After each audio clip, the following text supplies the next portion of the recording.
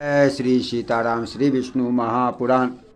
हे महाभाग, मैंने तुमसे यह 9 ग्रहों के रथों का वर्णन किया है। ये सभी वायुमयी डोरी से ध्रुव के साथ बंधे हुए हैं।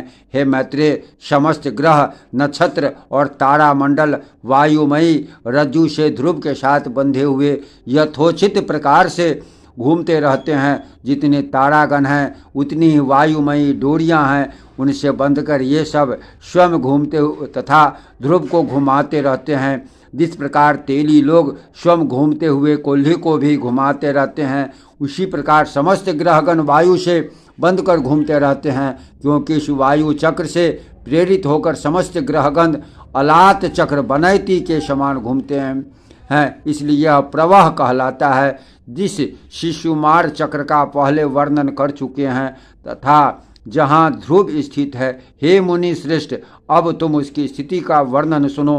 रात्रि के समय उसका दर्शन करने से मनुष्य दिन में जो कुछ पाप कर्म करता है उनसे मुक्त हो जाता है, तथा आकाश मंडल में जितने तारे इसके आश्रित हैं उतने ही अधिक वर्ष वह जीवित रहता है। उत्तानपाद उसकी ऊपर की ढूंढी है और यज्ञ नीचे की ओर। धर्म ने उसके मस्तक पर अधिकार कर रखा है। उसके हृदय देश में नारायण हैं। दोनों चरणों में अश्विनी कुमार और जंघाओं में वरुण और अयरमा हैं। संवत्सर उसका शिशन है। मिंत्र ने उसके अपान देश को आश्रित कर रखा है तथा अग्नि, महेंद्र, कश्यप और ध्रुव पुच्छ भाग में स्थित हैं। शिशुमार के पुच्छ भाग में स्थित ये अग्नि आदि 4 तारे कभी अस्त नहीं होते। इस प्रकार मैंने तुमसे पृथ्वी, ग्रहगण, द्वीप, समुद्र, पर्वत, वर्ष और नदियों का तथा जो जो उनमें बसते हैं उन सभी के स्वरूप का वर्णन कर दिया है। अब इसे संक्षेप में फिर सुनो।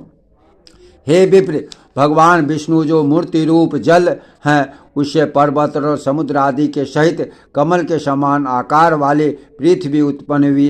हे विप्रवर्त, तारागण, त्रिभुवन, वन, पर्वत, दिशाएं और नदियां, समुद्र सभी भगवान विष्णु ही हैं, तथा एक और भी जो कुछ अथवा नहीं, वह सब भी एकमात्र वे ही हैं। क्योंकि भगवान विष्णु ज्ञान स्वरूप हैं, इसलिए वे सर्वमय परिच्छन्न पदार्थाकार। अतः इन पर्वत, समुद्र और पृथ्वी आदि भेदों को तुम एकमात्र विज्ञान का ही विलास जानो।